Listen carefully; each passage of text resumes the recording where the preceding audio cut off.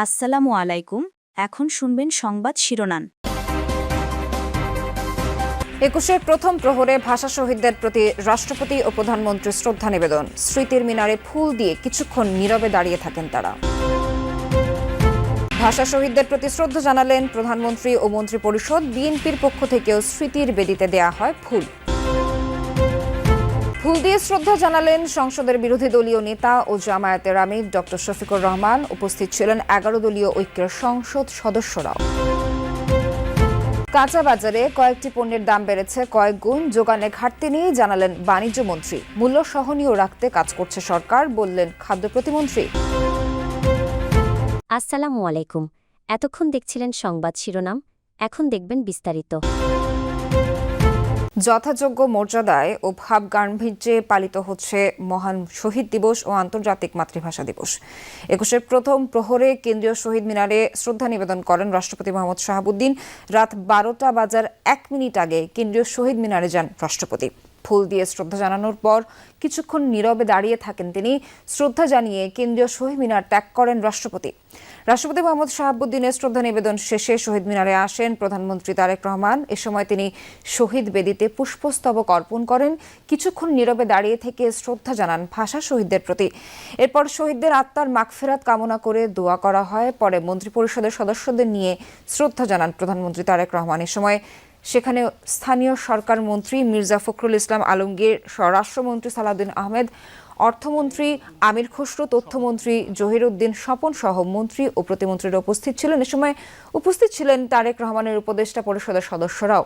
পরে তারেক রহমান, তার স্ত্রী ডক্টর জুবাইদা রহমান ও মেয়ে জায়মা রহমান শহীদ বেদিতে ফুল দিয়ে শ্রদ্ধা জানান। রাত ১২টা ১৫ মিনিটের দিকে জাতীয় সংসদের বিরোধী দলীয় নেতা ডক্টর শফিকুর রহমানের নেতৃত্বে পুষ্পস্তবক অর্পণ করা হয়। ফুল দিয়ে শ্রদ্ধা জানানোর পর শহীদদের আত্মার মাগফিরাত কামনা করে দোয়া করা হয়। এ সময় কেন্দ্রীয় শহীদ মিনারে উপস্থিত ছিলেন বিরোধী দলীয় চিফ হুইপ নাহিদ ইসলাম, ১১ দলীয় ঐক্যের সংসদ সদস্যরা। রাষ্ট্রপতি মোহাম্মদ শাহাবুদ্দিন এবং তারপরেই প্রধানমন্ত্রী তারেক রহমান শহীদদের প্রতি শ্রদ্ধা জানান এবং তারপর দোয়া মাহফিল হয় এবং দোয়ার পরে শ্রদ্ধা জানানো হয় ক্যাবিনেটের পক্ষ থেকে, তারপর জিয়া পরিবারের পক্ষ থেকে এবং তারপর ১১ দলীয় জোটের পক্ষ থেকে নেতারা কেন্দ্রীয় শহীদ মিনারে শ্রদ্ধা জানান।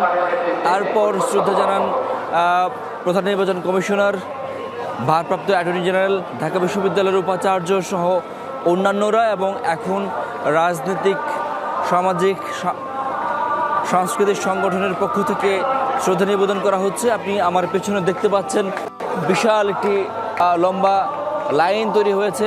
বিভিন্ন সংগঠনের ব্যানার নিয়ে এসছেন তারা এবং এই লাইনটি কিন্তু পৌঁছে গেছে প্রায় SM হল পর্যন্ত, স্যার সলিমুল্লাহ মুসলিম হল পর্যন্ত এবং বিভিন্ন সংগঠন এসছেন তারা এই প্রথম প্রহরে কেন্দ্রীয় শহীদ মিনারে শহীদদের প্রতি শ্রদ্ধা জানাতে। এবং ঠিক আমার সামনেও কিন্তু আরও অসংখ্য সংগঠন রয়েছেন, যে সংগঠনগুলো প্রবেশ করার অপেক্ষায় রয়েছেন কেন্দ্রীয় শহীদ মিনারের যে পাশ দিয়ে ফটক তৈরি করা হয়েছে, অর্থাৎ জগন্নাথ হলের গেটের পাশের যে মোড়টি রয়েছে সেখান থেকে প্রবেশ করা যাচ্ছে এবং এই পাশ দিয়ে কেন্দ্রীয় শহীদ মিনারে অসংখ্য সংগঠন আরও অপেক্ষমান রয়েছে কেন্দ্রীয় শহীদ মিনারে শহীদদের প্রতি শ্রদ্ধা জানানোর জন্য। এর মধ্যে আরও অসংখ্য সংগঠন শহীদদের উদ্দেশ্যে শ্রদ্ধা জানিয়েছেন।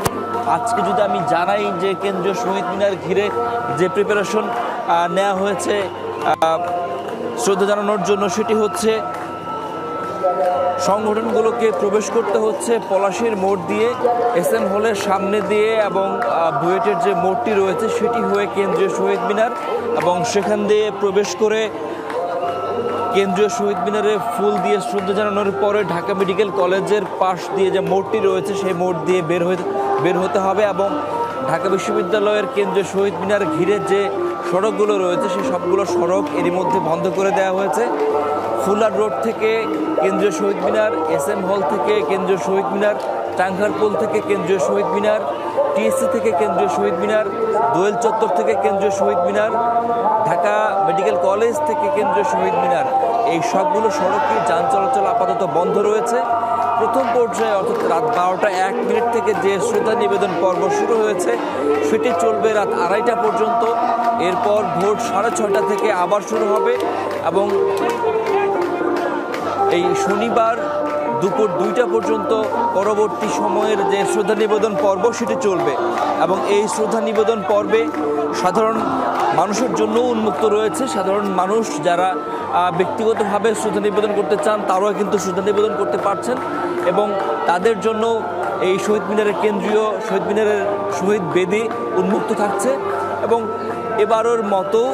এবারও অসংখ্য মানুষ সংগঠন সাংস্কৃতিক সংগঠনের পক্ষ থেকে শ্রদ্ধা নিবেদন করার জন্য এসেছেন এবং শহীদদের প্রতি যে আবেগ মানুষের কাজ করে 21 মানে মাথা নত না করা সেটি কিন্তু এবার আমরা দেখতে পাচ্ছি এবং ভাবগম্ভীর্য পরিবেশে কিন্তু এবারও শহীদদের প্রতি শ্রদ্ধা জানাচ্ছে জাতি। খুলনা শহীদ মিনারে এই মুহূর্তে মানুষের ভিড় কেমন দেখছেন, সেখানে কারা শ্রদ্ধা জানাতে আসছেন, সেখানকার সবশেষ পরিস্থিতি আপডেট জানাবেন। খুলনার এই শহীদ মিনারটি অর্থাৎ নগরীর জাতিসংঘ নগরীর যে শহীদ মিনারটি রয়েছে সেই শহীদ মিনারে কিন্তু পুষ্পমাল্য অর্পণের মধ্য দিয়ে শ্রদ্ধা নিবেদন শুরু হয়েছিল এবং প্রথমে শ্রদ্ধা নিবেদন করেছিল জাতির শ্রেষ্ঠ সন্তানরা, বীর মুক্তিযোদ্ধা খুলনা জেলা এবং মহানগর ইউনিট। এর পরই বিভাগীয় কমিশনার, তারপর পুলিশের যে সমস্ত কর্মকর্তা রয়েছে, বিশেষ করে Khulna metropolitan police, Khulna DIG, এরপর জেলা প্রশাসন, জেলা পরিষদ সহ সর্বস্তরের মানুষ কিন্তু শ্রদ্ধা নিবেদন করেছে। নিত্যপণ্যের যে পরিমাণ সরবরাহ আছে তা বাজার স্থিতিশীল রাখার জন্য পর্যাপ্ত, সিলেটে এমনটা বলেছেন বাণিজ্যমন্ত্রী খন্দকার আব্দুল মুত্তাদির। দ্রুত জেলা পর্যায়ে সুলভ মূল্যে দুধ, ডিম ও মাংস বিক্রি কার্যক্রম শুরুর কথা জানিয়েছেন খাদ্য প্রতিমন্ত্রী। আর ধর্মমন্ত্রী জানিয়েছেন রমজানে দ্রব্যমূল্য যেন মানুষের নাগালের মধ্যে থাকে সেই বিষয়ে সরকার বদ্ধপরিকর। মন্ত্রিত্ব গ্রহণের পর প্রথমবার নিজ এলাকা সিলেটে বাণিজ্যমন্ত্রী খন্দকার আব্দুল মুত্তাদির সকালে ওসমানী আন্তর্জাতিক বিমানবন্দরে পৌঁছালে তাকে ফুল দিয়ে বরণ করে নেন নেতাকর্মীরা। এ সময় সাংবাদিকদের প্রশ্নের জবাবে জানান বাজারে নিত্যপণ্যের যোগানে ঘাটতি নেই। মন্ত্রী আরও বলেন গত 5 মাস দেশের রপ্তানি প্রবৃদ্ধি ঋণাত্মক ছিল, সেখান থেকে উত্তরণীয় আগামী চ্যালেঞ্জ। টাঙ্গাইলে জেলা প্রশাসনের সাথে এক মতবিনিময় সভায় খাদ্য প্রতিমন্ত্রী সুলতান সালাউদ্দিন টুকু বলেন রমজানে নিত্যপণ্যের দাম সহনীয় রাখতে কাজ করছে সরকার। দ্রুত জেলা পর্যায়ে সুলভ মূল্যে দুধ, ডিম ও মাংস বিক্রি কার্যক্রম শুরু হবে। সড়কে চাঁদাবাজিকে সমঝোতার ভিত্তিতে লেনদেন উল্লেখ করে একটি গুরুতর অপরাধকে বৈধতা দেওয়ার চেষ্টা করেছেন সড়ক, রেল ও নৌ পরিবহন মন্ত্রী শেখ রবিউল আলম। তার এই মন্তব্যে নিন্দা ও উদ্বেগ জানিয়েছে ট্রান্সপারেন্সি ইন্টারন্যাশনাল বাংলাদেশ টিআইবি। এক সংবাদ বিজ্ঞপ্তিতে টিআইবির নির্বাহী পরিচালক ইফতেখারুজ্জামান বলেন পরিবহন মন্ত্রী চাঁদাবাজির যে সংজ্ঞা দিয়েছেন তা সরকারের দুর্নীতি বিরোধী অবস্থানের সম্পূর্ণ বিপরীত। তিনি বলেন ক্ষমতাসীন দলের নির্বাচনী ইশতেহার ও জাতির উদ্দেশ্যে দেয়া সরকার প্রধানের ভাষণে দুর্নীতি নিয়ন্ত্রণ ও প্রতিরোধের অঙ্গীকার করা হয়েছে, কিন্তু চাঁদাবাজির পক্ষে সড়ক পরিবহন মন্ত্রীর মন্তব্য হতাশাজনক। এর মাধ্যমে সড়ক পরিবহন মন্ত্রী তার নিজ দলের দুর্নীতি বিরোধী অবস্থানকে অবমূল্যায়ন করেছেন।